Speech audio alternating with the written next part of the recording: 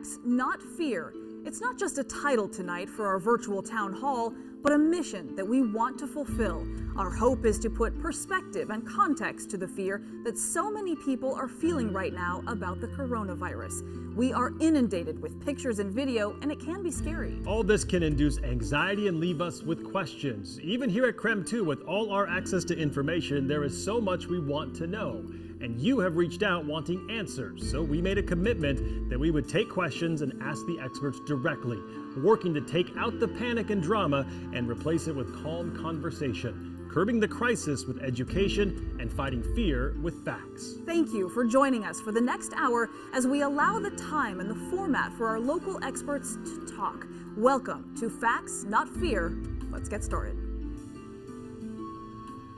And welcome to Coronavirus Facts Not Fear, a virtual town hall. Good evening and thank you for joining us. I'm Mark Hanrahan. Alongside my colleague Whitney Ward, this all stemmed from the overwhelming amount of questions and concerns we have received regarding the coronavirus. So tonight with us, we have a panel of experts here in the studio to address what you want to know about this virus. We also have a group out in our KREM 2 newsroom. We're going to meet with them here in just a moment. Tonight's format is simple. Text us your questions and we try to get them answered. That number, 509-448-2000. We are also aware there's a lot of fear and panic surrounding this topic.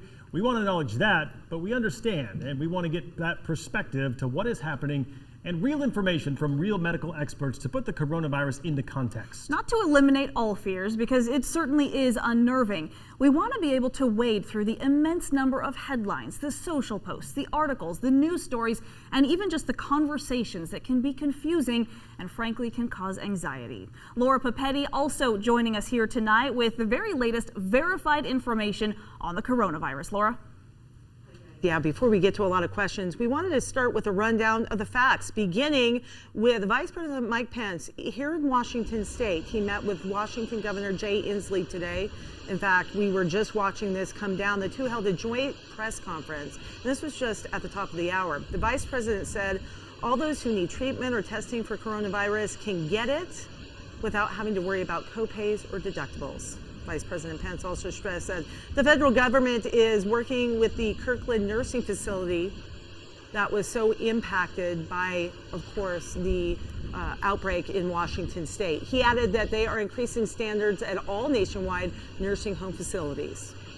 Very helpful meetings talking about our ability to increasing the testing capacity for the virus in the United States. All 8,000 of our inspectors at CMS nationwide will be focusing all of their inspection efforts at nursing homes on compliance with federal standards for preventing the spread of infectious disease. Okay, the two leaders were seen actually bumping elbows, as you can see right there, once the Vice President got off the plane. We are seeing more and more of this all around the nation as the virus does continue to spread. Vice President Pence is in charge of overseeing the nation's coronavirus response. Governor Inslee declared a state of emergency. That was over the weekend on Saturday. He is directing agencies to use all resources necessary to prepare for the response of an outbreak. All right, we do want to talk about this. Just coming in a few moments ago, we just got word from the Spokane Regional Health District that we had a case that was being tested in the Gonzaga community of someone that was being tested for coronavirus, and that came back negative. That is just coming in over the last few moments. We just heard it from the Spokane Regional Health District. So again, we just wanted to give you an update of that. All right, let's talk about some of the local numbers before we get to the questions. Here are a few of the facts about the virus from the Washington Department of Health. So let's go ahead and take a look at some of those numbers right now. The number of confirmed regional cases is 1. It is in Grant County. The number of confirmed cases statewide, 70, and the Washington death toll is 11. So let's take a look at the other states impacted by the coronavirus. CBS reports at least 17 states are impacted, and again, 81 countries worldwide. This is certainly not something we're belittling. It is killing people.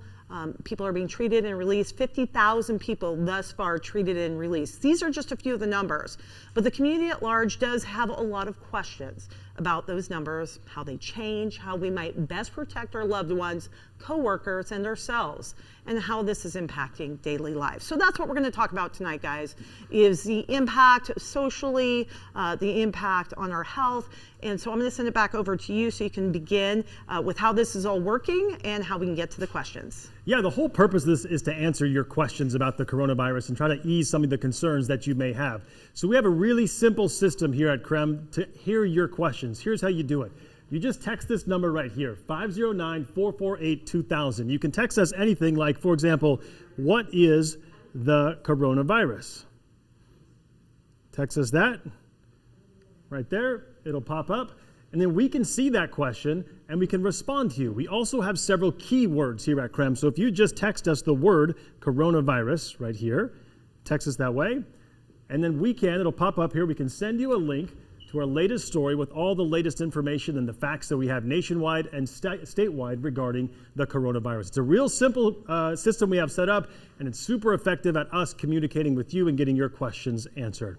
All right, I'm going to walk over now to join Whitney Ward and our panel of experts here to get to some of those questions that you have. Yeah, we're already starting to see just dozens and dozens of questions already starting to roll in. So I quickly want to introduce our panel of experts tonight. Dr. Kamal Flora, the Chief Medical Officer at Inland Northwest Behavioral Health. Obviously, we want to talk a lot about the panic and some of the emotional toll that this can take when we start hearing about this virus. And also, we want to talk about Dr. David Chen, the Chief Medical Officer at Deaconess and Valley Hospitals. Thank you both for being here to talk with us. We're very much looking forward to hearing your expertise and your insight, because I'm sure as much as we are hearing about it, you are hearing about it even more. So as we take a look at some of the questions that are already starting to come in, one of the questions that seems to be on the top of everyone's mind is, how do you know if this is something that you should start being tested for? Symptoms, as we know, similar to the flu, which this is flu season, people have colds. So how can people differentiate? How should they kind of stop panicking and really think about what the symptoms are? Sure, yeah. Thank you for that question. It's important, I think, for people to know that the coronavirus is a very common virus that generally causes the common cold. It's now this new virus that's mutated, and as they call it, a novel initially. And now the COVID-19 stands for coronavirus. D is disease, and it was discovered in 19. When it was first discovered back in December, people that developed pneumonia, they didn't identify any other cause of that. And so this COVID disease is now causing severe respiratory problems that has not been seen before. Generally, people that get coronavirus usually have very mild symptoms, cold symptoms, congestion. They might have sore throat, some runny nose. If it settles down into your lungs, then it can develop severe disease and develop pneumonia. Really, the only way to know is through testing, but most people that develop it will develop very mild symptoms. And so unless people have really severe symptoms like fever, shortness of breath, and cough, they shouldn't be concerned. Okay. This next question is for you, Dr. Flora. There's a lot of kind of concern, anxiety, a little bit of panic out there as well. What would your advice be to people as they kind of watch this virus spread? Yeah. One thing we have to always think about, that the fantasy and the reality of the coronavirus are very different. 80% of the symptoms, the people who have suffered, they are very mild. And that's one of the reasons, because symptoms are so mild, that's why the spread is there, because nobody knows what's going on with me. So that's the one very important point to remember. And the second thing is, when we are talking about anxiety, 18% of our population suffers from anxiety. And that equates to 40 million people to some extent. And recently what we have been seeing in this media, that there are so many people, thousands of people are being affected, so many people are dying, but the death, what has been happening is not in the young people. Right. In China, overall population, who has been affected, only 1.2% has been affected between the age of 10 and 19. So it is a very small amount. It affects elderly, immunosuppressed, transplant recipient, and also the people who have lung disease, like COPD, emphysema, those kind of chronic lung conditions. Gotcha. But so it's important to put it into perspective, is kind of what you're saying. Yes. Right? We do have a video question that was submitted. We want to get to that real quick, and this question is from Joyce, so let's take a listen. Hi, my name is Joyce, and I have a couple of questions regarding COVID-19. Like the flu season, will this dissipate? And what's the #1 cause that people are dying from COVID-19? Is it respiratory issues, pneumonia, dehydration? Thanks for keeping us informed. So she was touching on what is the main reason, and you kind of touched on this a little bit, and also talking about kind of those underlying conditions that seem to be the contributing factor for why people are dying as opposed to being able to get well from this virus. Correct. Yeah, so the general population, people that are healthy, if they get sick, they'll usually get symptoms similar to the cold. It's really the folks that have underlying chronic or severe respiratory illnesses that are tending to get sicker. Very good. Right. Well, thank you so much. Hang tight with us real quick. We're going to have to take a quick break. So if you want the facts about coronavirus, just text FACTS to 509-448-2000. You also text us your questions to that same number. You are watching Facts, Not Fear, the KREM 2 Coronavirus Town Hall. Some of Spokane's biggest events are next on the calendar, but stress over coronavirus is causing concerns for planners and people who want to attend. Looking at the facts with a public health expert, ahead on the KREM 2 Virtual Town Hall.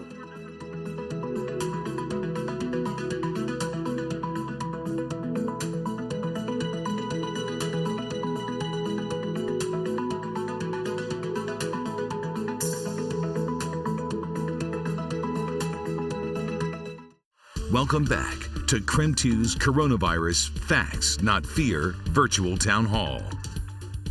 We think folks should begin to think about avoiding large events and assemblies. And we are not making a request formally right now for events to be canceled, but people should be prepared for that possibility. All right. We do have a big number of events coming up. In fact, we have some going on right now. We do have St. Patrick's Day, Bloomsday, State B basketball tournament in Spokane is underway. So with state leaders talking about the potential of canceling events, or at least that people need to think about that, we wanted to talk to the health district about those big events and how people should approach them. It's a question that we keep getting. It is a public issue. So I have Dr. Sam Ortiz, the acting health officer for Spokane County Regional Health District. Thanks so much for being here. You're welcome. We appreciate it. We know you're busy. Yes. Okay, so let's talk. People are wondering if there's a big event. Sometimes when there's a flu outbreak, we pull back. But right now, people are talking about, should we be actually canceling the events, or should we be thinking about not attending them? Best thoughts at this moment on that? Well, with no coronavirus cases locally, we're not recommending closure of any events at this point. But we are working closely with business leaders and event management teams to help make those decisions as we go. So, because it's a case by case. We've gotten this question quite a bit about Bloomsday. It's still a ways away. In the idea that if we have cases, is that something then you talk about as you get closer to it, and then we take that on a case by case basis? That's correct. Absolutely. At this point, we wouldn't recommend people not running Bloomsday. Right. But if things change, then we'd have to take that into consideration. Okay. Right when we were about to go on, we were chatting. Was there something you wanted to talk about specifically public health before I ask you a question or two? No. You're doing a lot of talking lately, Yes. losing your voice. I know. He said, this is as loud as I can go. Okay. People wondering right now, it's interesting the reaction that we've seen in the public. One of them is we've seen people going and getting water. We've seen people getting different items. There's nothing wrong with our water supply. All is good. But nonetheless, you are giving some direction and thought to workplace. You are giving some direction and thought to people in schools. What can you tell people? We hear about the hand washing. Is that still your best case in, hey, wash your hands? The best advice for any outbreak is good hand washing and good hygiene and cleaning surfaces that are high contact areas. And we'd rather people use soap and water and do 20 plus seconds of hand washing, but 60% alcohol solutions are okay too. So let's go ahead and take a look. We're talking about kids being in school, and we have the school district here. I suspect that you're in conversations at all times with groups like our school district. It is a question that a lot of parents, myself included, have. Are our kids safe? We deal with a lot of viruses in the schools, as my 12-year-old reminded me. Thoughts on that, though, kids gathering at school right now? Well, I think, again, with no immediate cases of coronavirus, even though we know it's probably on its way, we're not recommending that kids stay home from school. Schools are taking great precautions to keep the surfaces clean. We're asking people that are sick not to come to school, staff and kids. So I think kids oftentimes have sniffles. They oftentimes saying, are you talking about kids have a fever or a really bad cough or a really bad? Well, yeah, I think that if a kid's acutely ill and they're running a fever and they have a cough or other what we call prodromal symptoms, they probably should stay home. And that's the parents' good judgment. Even without the coronavirus outbreak, we should be considering those things with influenza and other viruses that are out there. Okay, we will certainly be talking to the Spokane Public School District. We will be chatting with them how they make those decisions too going forward. They have to be ready to respond at a lot of different scenarios. So we'll talk more to you coming up a little later in the show as well. We're taking a look at some of the regional issues facing us. We also had Casey Decker speak to the governor about the statewide response. Yeah, and there's a pretty decent laundry list. Washington, of course, has been something of an epicenter for this virus, and our needs have quickly risen to the top of the federal government's priorities. The governor says there's a lot the feds can do to help. First, testing. Washington has beefed up its labs and opened a new one through UW. But to really get to the productivity levels we'll need as the virus continues to spread, the federal government will have to act. We really think in the long term we will need private businesses that do this kind of work to add their capacity. To do that, they have to have federal approval through the Food and Drug Administration and the CDC. Second, actual equipment. There's a lot of gear that hospitals will eventually run out of. To prevent that, Inslee says we'll need to tap into national reserves. We have a state stockpile. We've been sending thousands of pieces of medical equipment to our hospitals and physicians, and we need that to be replenished by the federal stockpile. Third is taking advantage of the kinds of resources and organization that are simply rarely found outside of the American military. The Department of Defense obviously has enormous assets, and if there are any that we can bring to bear on this, we'd obviously like to do that. Inslee said he also wants to make sure communication to the public is well coordinated. That will assure state and federal officials aren't sending mixed messages. And that was Casey Decker reporting. And keep the questions coming. We want to hear from you. Take a look at the number on your screen. Easy to do, 509-448-2000. You can send us your questions and we'll try to get them answered by the experts. We're taking those questions right now in the KREM 2 newsroom. This is a live look as they are answering questions. Dr. Garman there. You're watching the KREM 2 Coronavirus Facts Not Fear Town Hall. How local schools are dealing with COVID-19 to keep kids safe and informed. Ahead on the KREM 2 virtual town hall.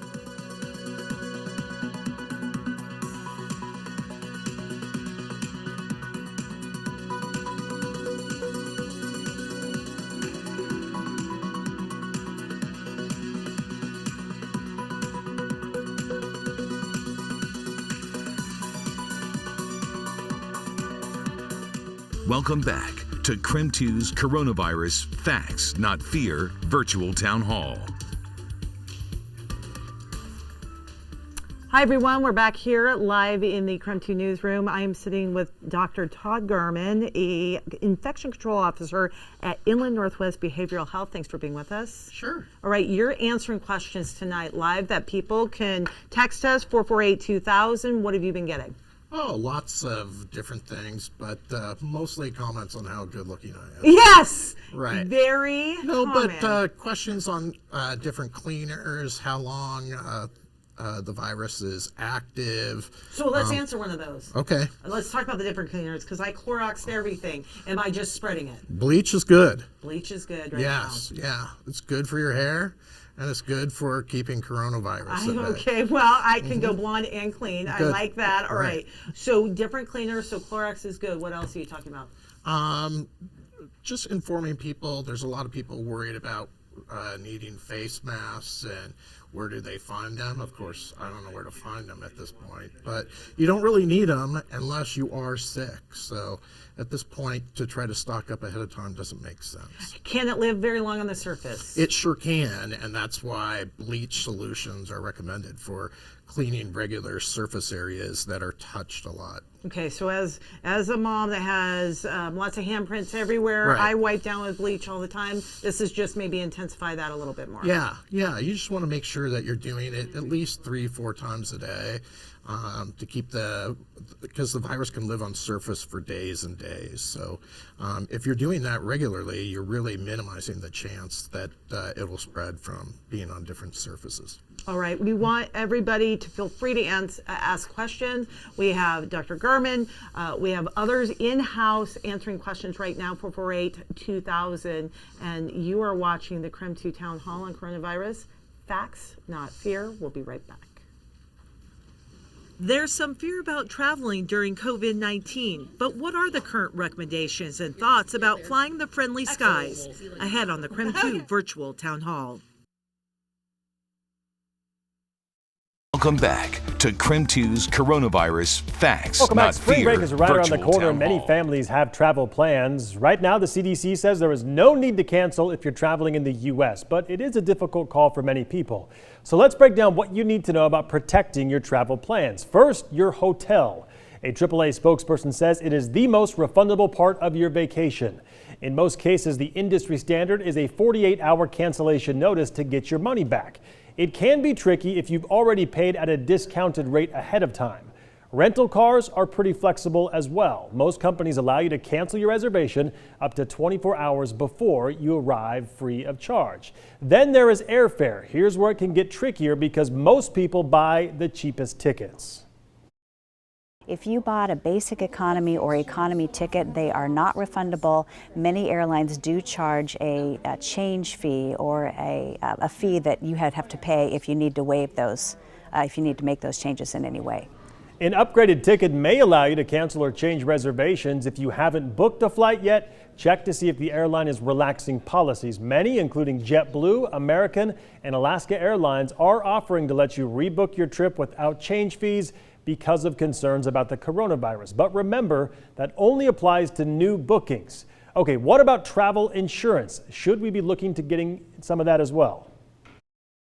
Right now, with the coronavirus outbreak continuing to spread, unfortunately, the majority of concerns that customers have are not going to be covered by a new policy.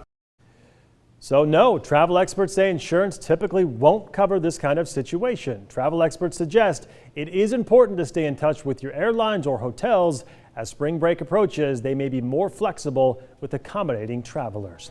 By the way, if you want specific information on travel, just text the word travel to 509-448-2000. We'll be right back. You are watching the KREM 2 Coronavirus Facts Not Fear Town Hall. Welcome back as we continue taking your questions here for our virtual town hall. It's good to have you here. I'm Whitney Ward. Welcome, everyone. I am Mark Hanrahan as well. Tonight, we want to give you the facts and put your fears into perspective. We have doctors standing by answering your questions in real time. So joining us tonight is Dr. Kamal Flora, Chief Medical Officer at Inland Northwest Behavioral Health. Also, Dr. David Chen, Chief Medical Officer at Deaconess and Valley Hospitals. A lot of these questions tonight are induced by anxiety. And can you put some of this fear into perspective and how people should deal with elevated fear? I guess that maybe we'll start with you, Dr. Flora. Yeah, you know, this viral infection is very mild, but to prevent, a couple things we can do that, say like for example, when we go to the gym, people are using, and you don't know who is having the viral infection or who does not, so make sure that the equipments are very nicely cleaned and before you get up on those things. Sure. Then when you go on a crowded place.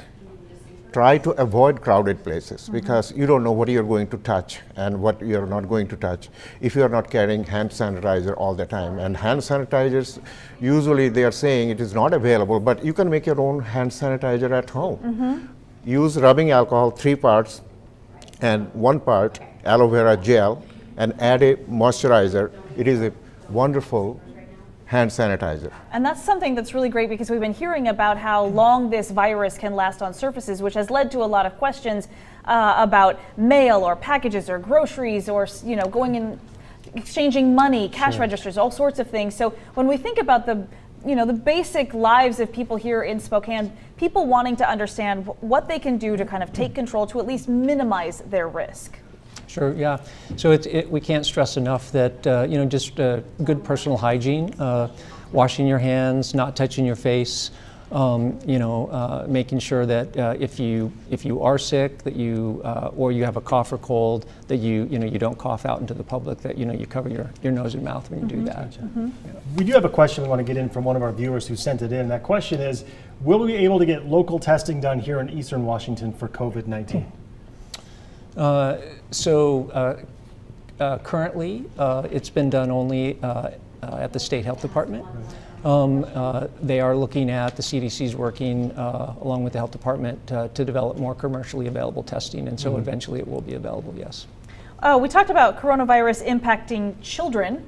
We have seen far fewer cases. That was something that you had talked about. A lot of people, it makes them very fearful to hear about this virus that we know has killed some people. Talk about how it's impacting children and what that means for parents. Because children are exposed more because they are not very careful. So the parents has to be responsible for the safety of their children.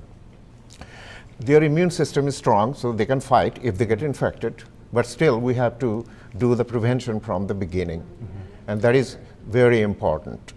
Like, if you love your grandkid, don't just go and start kissing the kids and those kind of things. You know, we have to refrain from those kind of affectionate gestures. One question that we got from a viewer as well, we've got this a few times. What about produce? You go to the grocery store, you pick up your produce, it's something that's handled, it's kind of out in the open. I mean, we usually tell people to wash their produce, but beyond that, is there anything they should be concerned about? Yeah, I mean, we don't, right now it's such a moving target, right? There's so much information we know. It would be a good idea when you take it home to wash it. You know, as we mentioned, the best information we have from the World Health Organization, CDC, is it perhaps can live maybe for a day or two. But you know, washing it when you go home would be prudent. So. All right, that's very good. Thank you very much, both of you. We're going to take a quick break and send things over to Laura, who is out in the KREM 2 newsroom, again, continuing to answer more of your questions right now. Laura?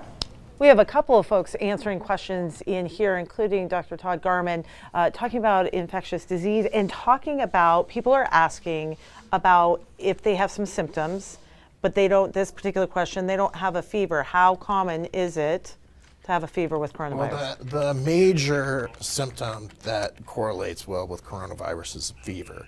So if you don't have fever, and that's either a measured temperature above 100.5, or if you don't have significant fever and chills, which we sometimes call subjective fever, it's unlikely that you have a significant coronavirus infection. So fever is the most important. Lots of things can give you cough, lots of things can give you congestion and sinus pressure, but the most important thing when we're looking at coronavirus is first for fever, then for cough or shortness of breath, and then exposure, possible exposure from either traveling to an affected area like China or being around people that you know have been diagnosed with the disease. So you're getting a lot of questions. You said they're good questions. Yeah. People are concerned. They're concerned and they're asking reasonable questions. Yeah. I was expecting more panic type questions and I haven't seen them so far. Good. So. Well, that's good news. I know you're getting questions about surfaces and you're just answering back. I'm watching you. Bleach. Right. Bleach. Bleach is it's the simplest thing to make. It's the cheapest thing to make. You can go to the cdc.gov website. They can tell you how to make a solution of it. It's easy to do, and it's effective. And I think people have been asking me about Lysol and other products. I don't really know, but the cdc.gov website has all the available things and whether they're effective against coronavirus or not. And is you just wrote back about the Lysol, is it about going to CDC website, but also looking on the ingredient list? Yeah. That's simple? Yeah, it's really simple. Okay. Yeah. All right. All right. Again, we are taking questions right now. We're in the newsroom. We also have a senior epidemiologist over here taking questions as well. Mr. Springer. Mark Springer has been answering those. We appreciate that. He has been very busy, as has Dr. Garman. Lots of questions. Again, it's easy to do. Text it 509-448-2000. Thanks for being with us on the town hall. And please ask us your questions now. We'll work to talk to the experts and get them answered. Have a good day, man. Have a good day. You got it. We got it. Oh, yeah, big bomb. We got it. Good job. Good job. Hey, see you tonight. See you tonight, hopefully. That's good, though. See you tonight. All right, check out how staff and students at Lincoln Middle School are combating germs. They are doing elbow high fives instead of the more traditional palm to palm. Well, there was a little palm snuck in there, but for the most part, elbow to elbow. All right. Hi, everyone. Tonight, we want to introduce you to Becky Doty. She is a health services director with Spokane Public Schools, and we appreciate you being here because we know you're getting lots of questions and you're very busy right now. Yes. You're also, Becky, an RN? Yes. And Becky also sits on the Red Cross board. So preparedness is what you do. It is. And getting our kids prepared. Okay. One of the things when we started talking about coronavirus, myself as a parent, and really just a lot of parents in general, started asking, what are my kids safe? What happens now? So one of the top questions we have been getting is, how does the school district decide whether or not to cancel school? So let's just talk about that. My understanding is that's not something that Spokane Public Schools often does on a district-wide level for health issues. Talk to me about that. Correct. That's correct. Okay. Yes. So how does that work? Now that we're dealing with something maybe we're not as familiar with, is it up for discussion once a day? Is it something you check in with? How do you make that decision? So our most important partnership is with Spokane Regional Health Department. So if we have a diagnosed case in the community, then we're going to collaborate with the health department and they will help us make that decision. Because I would imagine that decision has far-reaching impacts, right? Because sometimes our kids are safest when they're at school in terms of they're in a controlled environment versus maybe being left at home if parents can't be home with them and so forth. So I imagine there are a million factors that go into that. There are, and of course what we want most of all is to have our kids at school where they can be learning, where they have access to breakfast and lunch, and where they can have that experience that kids have when they come to school. So that's our goal, is to have them at school if we can. Okay, some of the kids have told us, yeah, we're just wiping down our desks more often, we're washing our hands more often. Is the school district as a whole looking at different ways of cleaning or asking the kids to be more engaged, or the teachers? How is this affecting your cleaning process? So our custodial staff does a fantastic job on a daily basis cleaning high-touch areas, and so we really are stepping that up and making sure that those high-touch areas are clean. Our health room is very clean, making sure our soap is stocked so that the kids are able to wash their hands regularly, and we really want them just to practice good respiratory hygiene, so covering coughs and sneezes and not touching your face, right, and staying home when you're sick. Oh, it is, I know. Yes. We all do it. Yeah, we all do it, and the kids just love to do it. It drives me crazy. All right. Are teachers getting some direction on this in terms of how to, we certainly don't want anxiety in kids, but we want them to maybe step up the hand washing, the cleaning and all that. Are they getting some direction? Yes, and I think all of our teaching staff we're all very hyper aware of what's going on right now. And so we're doing extra education around hand washing and good hygiene when we're at school. We have provided some education for teachers so that they know what symptoms to look for in the students in their class and what to do if they observe a student who is ill. I was going to say, what do you do when you observe a student that is ill? What So happens? we want those students to be sent to the health room so they can be evaluated. And we don't want to keep them in class and where they could potentially share their germs with other kids. And so we want them to come down to my nursing staff and be checked out if possible. And we're going to wrap it up here in a moment. You'll be available to answer some questions out there in the newsroom as well, so please let us know. But lastly, fever, always, I've been told, long before coronavirus, if the kids have a fever, do not send them to school. That is right. Ever more important? That's right. And if they do have a fever and they go home, they can't come back right now for 72 hours per the health department. Okay, again, 72 hours fever per the health department. One of the things I've enjoyed is this connection that you have created for parents or for anybody interested in finding out what's going on in the schools. So if you want specific information about local schools, all you need to do is text us 448-2000, 509-448-2000 with the word schools, and we will link you directly to all that information, again, provided by Spokane Public Schools. And we certainly appreciate you being here. But again, we want to hear from you. Ask your questions. You're watching the KREM 2 Coronavirus Facts Not Fear virtual town hall. Welcome back. As you scroll through your Facebook or Twitter feed, you're likely to come across posts like this from My Big Fat Greek Wedding, implying you can fight coronavirus if you just put some Windex on it. Or a meme that says you might be immune if you ever used a frat bathroom. Now, while the intent may be humor, social media posts can also add to fear and hysteria surrounding coronavirus. Now, you have also probably seen the photos and videos of stores selling out of toilet paper, water, and cleaning supplies.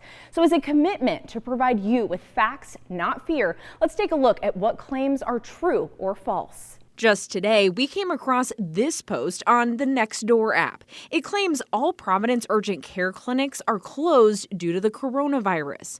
According to spokesperson Jennifer Semenza, this claim is false. It is actually business as usual.